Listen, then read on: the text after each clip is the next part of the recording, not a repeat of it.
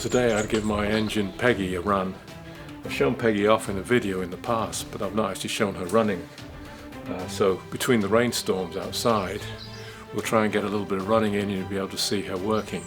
But first off, got to get her gassed, watered and fired up. Here's the remote control transmitter. Let's see how it works with the loco. We'll just put the batteries in first. Got a load of batteries here. Just load them all up. Right way round, I hope. There we go. Put the batteries in. Nice and solid. Let's power it up. Great, got a green light. That means that's on. And the batteries are all the right way round. Just put the throttle down. Now, turn on the engine. Just under the cab floor here, I've got a little switch which powers up all the servo motors on the locomotive. Let's check out the connection between the radio control system and the loco. So this is the throttle. See that working up and down. The reverser.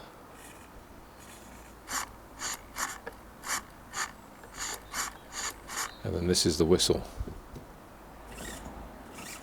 You can't see that because it's in this part. I'll show you close up. Okay, all the RC's working well. I'll switch it off here, save the batteries for when we start running. Switch it off on the receiver as well. Let's fill it up with oil. The cylinder oil fillers in the right hand tank, which is under what would be the water filler. It's right there. It's called a dead leg lubricator. First off, undo the screw. And inside there is the oil. Drain off the water by putting a very long syringe in that goes into the bottom. Not much water comes out of this engine, and I did it recently, so not much is going to come out of there. Hardly a dribble. Doesn't seem to use much cylinder oil, this engine, but it is lubricating. In goes the thick cylinder oil.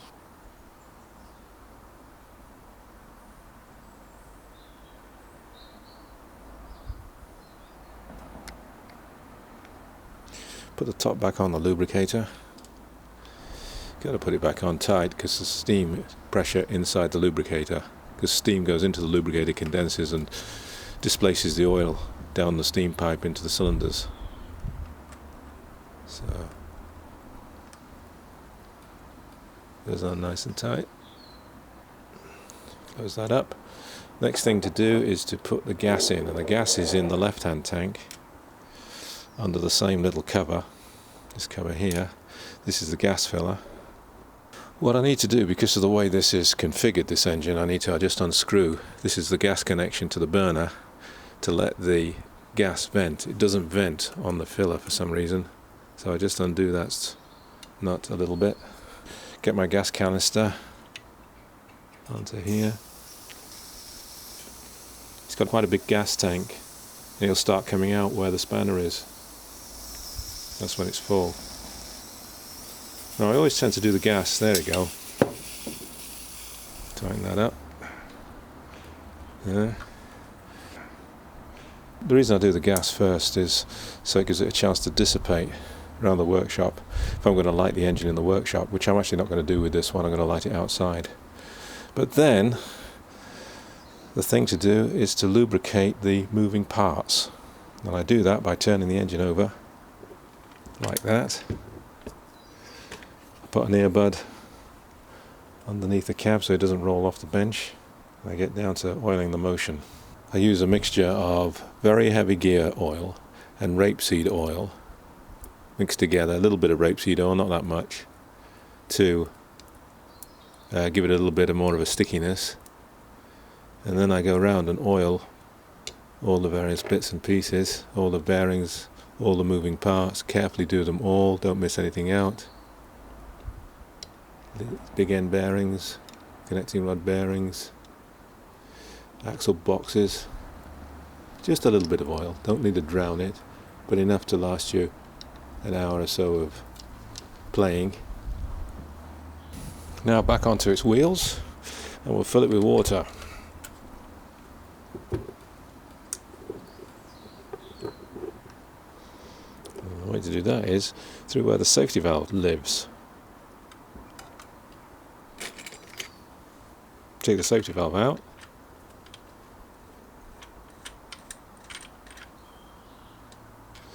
That's the safety valve. I get my boiler water from the rain barrel outside. The tap water has a lot of limescale in it here.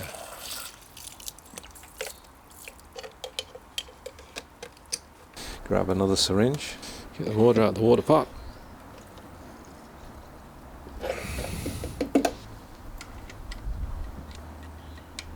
Try and get it down through the hole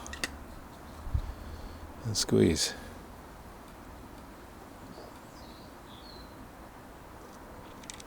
And it just needs two.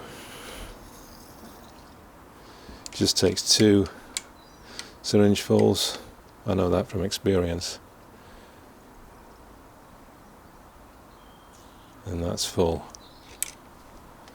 Now you see the water pouring out of this is the fill valve here for when it's running. I've used that to fill the boiler with water. It has a rubber ball as a non-return valve inside there, and the rubber ball floats until I get steam in the boiler, and then it sits down and it doesn't leak. So I put a little bit of a rubber tube in there to stop that pouring out. Put the safety valve back in, tighten it. Now this engine is fitted with a water gauge, but the water gauge isn't very accurate, so I don't use it. It's not reliable enough. Sit nice and tight. Put the safety valve, little safety valve casting back on. There, like that. Nice little touch. It's got a hole in it to allow the steam to come out. The Ashover Light Railway in Derbyshire is where the big Peggy used to live and work, running trains between Clay Cross and Ashover. Here's a picture of her with a stone train in 1946. Because of the lockdown, I built a temporary home railway in my backyard out of scaffolding boards and bricks left over from the building renovation. A little less exciting than the club track, but at least I can still run my trains.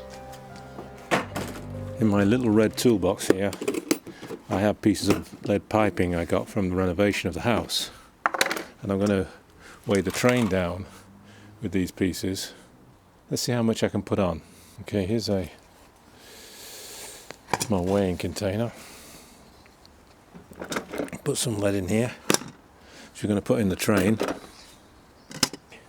So that's how much lead I'm going to add to the train. Let's see what it's like weighed. What's that? That is reading almost 6 pounds, so I'm adding almost 6 pounds extra weight of lead to the train.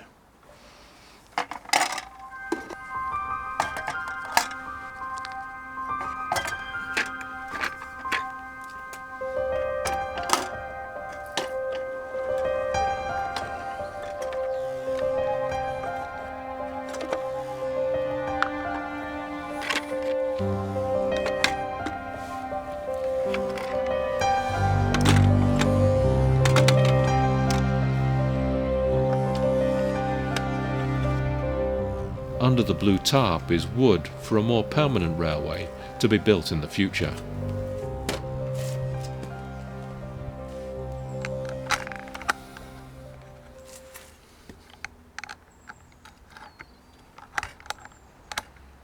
And not forgetting the lighter, of course. So let's light the engine up. Smoke box door off. Turn the gas on. Oh, that was fun. Nice big flame came out. You can hear it go back onto the burner. Just adjust it a little bit. And put the smoke box front on. And sit back and wait until it boils.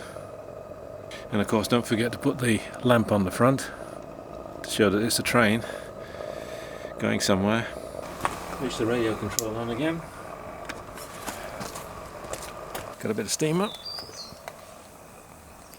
Okay, forward, open the throttle. Reverse, open the throttle. Got to get the water out of it. There's always a bit of condensation in the cylinders, so you've got to work it backwards and forwards. You can see it coming out of the chimney. There we go, till it clears.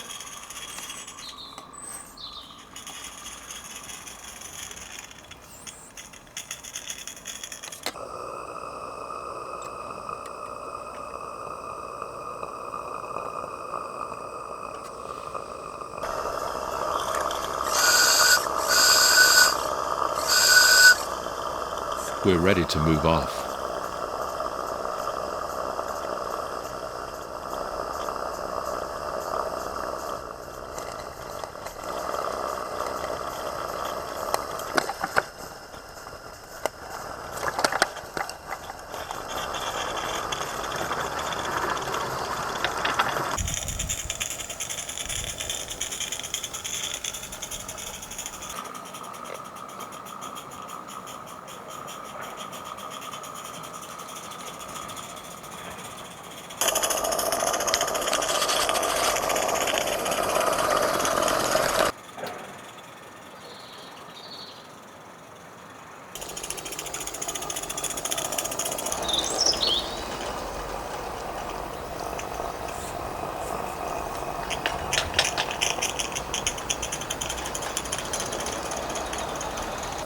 The engine's heated up and settled down nicely now, and she's used some water, so it's time to add more to the boiler with my squirt bottle.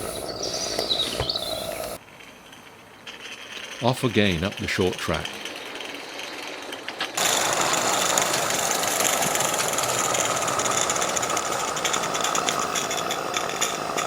Slowing at the bend as we start to climb the 1 in 50 gradient through the S-curves.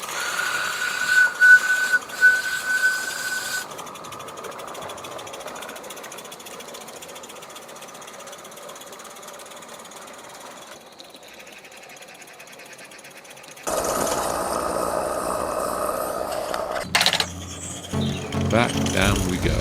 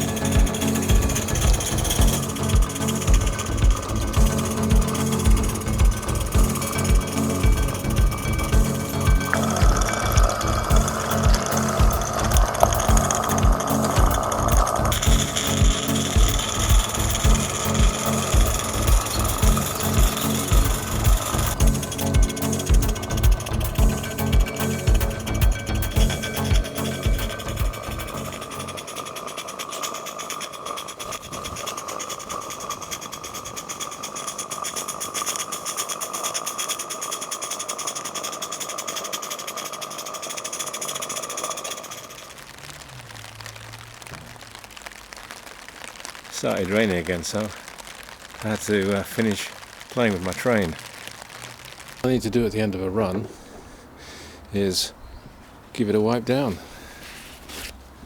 Get off all the bits of condensation and water that's dripped onto the engine. Turn it upside down and just clean the oil off the running gear on the underneath and the oil that's sort of dripping a bit, so it's not going to drip onto the shelves. It's going to be put on when it goes back in the house, nice and clean. And there we have it. After emptying the water out of the boiler, she's ready for the next run. Thanks for watching, and I hope you enjoyed it as much as I did. Don't forget to subscribe and hit the thumbs up button, and I'll see you here next time.